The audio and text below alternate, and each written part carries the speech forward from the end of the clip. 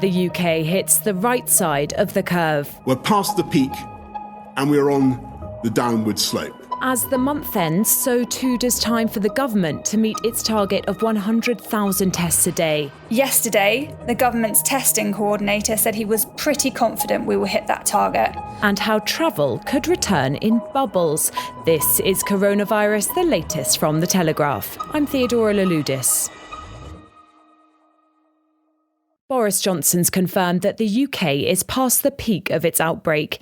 In his first press conference since his return to Downing Street, the Prime Minister announced he would set out a comprehensive plan to begin lifting the lockdown next week.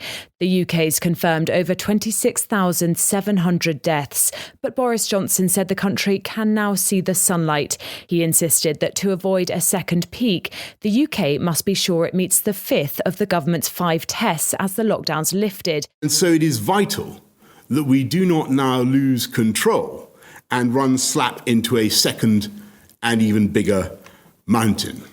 And so to avoid that disaster, our fifth and final test is that nothing, as I say, we do should lift the R, or the reproduction rate of that disease, back above 1. Currently, the UK's reproduction value is between 0.6 and 0.9, meaning each infected person is likely to infect an average of up to 0.9 other people. The Telegraph's Verity Bowman explains why the R value is so important to work out when to ease the UK's lockdown. The R0 value is a simple number, crucial to our understanding of the threat posed by the coronavirus, as it gives an idea of how many people the virus is likely to infect. At the start of March, the World Health Organization estimated that the coronavirus's R0 stands somewhere between 2 and 2.5, meaning a typical infected person would pass on the disease to at least 2 others. To bring an outbreak under control, the R0 value needs to drop below 1. This means that every infected individual passes the disease on to less than 1 other person, causing the epidemic to die out. But as long as the number remains higher than 1, the epidemic will grow. This is why containment measures, like the UK's current lockdown, are so important, and why the value itself is vital for guiding governments on their interventions. Ministers are briefed on how much the R0 value will go up with each decision they take on the lockdown. Sir Patrick Vallance, the Chief Scientific Advisor, said that the stringent physical distancing measures introduced in the UK have had a substantial impact so far. As fewer people come into contact with one another, there are fewer opportunities for the virus to spread, which in turn lowers the R0. In order to keep track of the rate of infection, the government tests people, although the number of people being tested is limited. Test, test, test, the guidance of the World Health Organization's Director General in mid-March. And the end of April marks the UK government's deadline to meet their own target of testing 100,000 people a day. On Thursday morning, Justice Secretary Robert Buckland said he didn't expect the target to be met today, but it could be met in the coming days. The number of tests carried out on Wednesday, announced on Thursday, stood at under 82,000. Up until recently, the government was carrying out around 20,000 tests a day, meaning testing numbers have quadrupled. But hospital chiefs have criticised the figure as a red herring, saying the country needs to carry out much larger numbers of tests. So how did the UK government come up with the figure, and is it large enough? Danielle Sheridan is The Telegraph's political correspondent. In early April, the Health Secretary, Matt Hancock, set out the government's daily testing target of 100,000. This was after the Prime Minister, Boris Johnson, initially identified an aim to carry out 250,000 tests a day. The target was to carry out the specified number of tests by the end of the month. On Tuesday, only 52,000 tests had been carried out. Yesterday, this jumped to 81,611, a significant increase and would signal even to the most cynical among us that the 100,000 target is possible come May 1st, which is tomorrow. The whole concept of 100,000 tests a day was established after the government came under pressure compared to the number of tests being carried out in other nations. Germany was up to more than 100,000 tests a day on average by April 4th. Speaking at the daily coronavirus briefing this afternoon, Mr. Johnson said, "We have massively ramped up our testing operation and we are going to ramp it up even further." Just last week, coronavirus testing was opened up to 10 million key workers and their families. All those defined as essential workers were given access to tests in a bid to get Britain back on her feet. People were able to apply online to see if they were eligible for testing. Tobias Ellwood, the chairman of the Defence Select Committee, tweeted earlier that it was easy to criticise the target of 100,000 if the numbers are short. However, he urged people to look at the bigger picture. He said that this has been a bold ambition to achieve something never done before, demanding collaboration of thousands and requiring new thinking. He said that it's already opened up wider testing and paves the way for the next milestone of 200,000. Professor John Newton has been saying for some time that he is confident it will be achieved.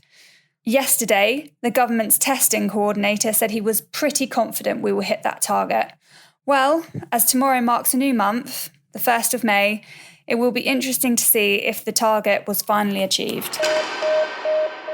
The US hasn't extended its 30-day social distancing guidelines after they expired on Thursday. The guidelines, which were originally set out for 15 days and then extended for an additional 30, encouraged Americans to work from home, avoid restaurants, group gatherings and non-essential travel, and for older people to isolate. States can now ease restrictions gradually if they meet a series of tests, and the rate of new cases slows. New York City remains the centre of the US outbreak. It's seen over 18,000 deaths, according to data from Johns Hopkins University. New York has a population of just over 8 million. San Francisco and the surrounding area has a population of just under 8 million, but has recorded fewer than 300 deaths. So how did San Francisco, one of the earliest hit states, manage to avoid the fate of New York City? Well, the Telegraph's Olivia Rudgard is in San Francisco. She says the reason might come down, in part at least, to sporting failure. Many people expected San Francisco, one of the first places in the US to be hit by the coronavirus, to also be one of the worst affected. But in practice, it has escaped this fate. There are a few possible reasons for this. One of them is the local American football team, which lost the Super Bowl in February. This meant no victory parade and no potential for the virus to spread between thousands of people hugging and drinking beer in close proximity. Another potential place to look is the city's previous experience dealing with another devastating epidemic, AIDS, in the early 1980s. San Francisco, which has a long history of welcoming gay people, was one of the first places in the US to treat AIDS patients. It became a pioneer of an approach now known as the San Francisco model. This involved treating the patient in the community, establishing links between public health officials, doctors, the university hospitals, and local nonprofits and campaign groups. Those links have endured, and when health officials told people to stay home on March 16th, the community complied. This was a week before the UK shut down, 5 days before New York, and more than 2 weeks ahead of other US states, including Florida, Georgia, and Mississippi. On Monday, as other states began to open back up, San Francisco extended its lockdown until the end of May. Doctors here say politicians are willing to do what health officials say, even if it could make them unpopular. But so far, there are few signs that local people are anything other than relieved that the expected disaster never arrived. If you look up the number of recoveries from coronavirus, you'll see that more than 100,000 people are confirmed to have recovered in Spain, the US and Germany, but you won't find the UK on that list at all. And a beady-eyed listener called Fraser got in touch to ask why the UK doesn't publish the number of recovered cases, even though Scotland is among the countries that do. He wanted to know why he only ever hears about the number of confirmed cases and why that's not broken down into active cases and recovered cases. Fraser, as you say, the number of confirmed cases in England includes the number of people confirmed to have recovered, but it's not broken down into those who are still suffering from the virus and those who aren't. And of course, the more tests you do, the more confirmed recoveries you have. So much as it's not totally reliable to compare the number of cases between countries, it's also not totally reliable to compare the number of recoveries. But today we are going to talk about the figures around recovered cases. Earlier, I gave Dr. Sarah Deeney a call. She's Assistant Director of Data Analytics at the Health Foundation. And I started by asking her why we don't have more publicly available data on the number of recovered patients. Up until now, at this stage in the epidemic, a lot of the counting of cases has really focused on people who have gone into hospital. And a lot of that is because the testing regime was focused on people who were admitted to hospital as well as some staff. So there's less information being collected right now. This will probably change over time about people in the community who may have had symptoms and may have recovered well, but possibly didn't have a confirmed test case. So I think where we collect most information is certainly in hospitals right now.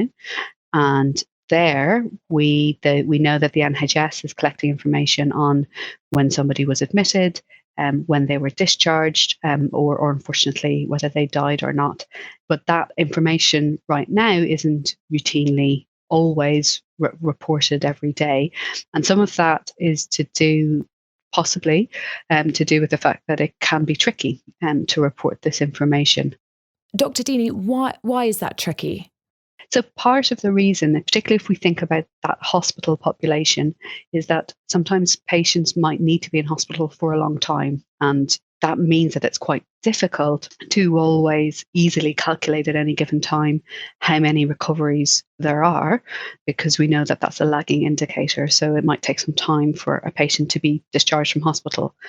And of course, the discharge from hospital, particularly these are a group of patients who are clearly quite ill because they had to be admitted, their recovery truly to be back up on their feet and doing their day-to-day activity might take a little bit of time as well. So I think when we talk about recovery, it mightn't be as simple as just being discharged from hospital. Some of those patients are going to need extra support. Headlines were made last weekend when whispers circulated of how social bubbles could be introduced during a phased exit of lockdown, in news that made me consider whether my hairdresser's more important to me than some of my family. Downing Street was reportedly considering a plan which could see people mixing with a limited number of family, friends or hairdressers, an idea already rolled out in New Brunswick in Canada. But now countries are discussing possible travel bubbles. Greg Dickinson has the story. If you're wondering where your next holiday might be, you might not actually have a choice. Countries are discussing the possibility of so-called travel bubbles, allowing people to travel freely between two or more countries in a kind of phased introduction to international tourism. The Australian and New Zealand governments are currently in talks about creating this trans-Tasman bubble, and business travel is set to resume between China and South Korea as of next month. But the idea has also been mooted closer to home. The Czech Republic is talking about forming an arrangement with neighbouring Slovakia and Austria, while Croatia suggested a possible Corona corridor, allowing tourists in from designated European countries.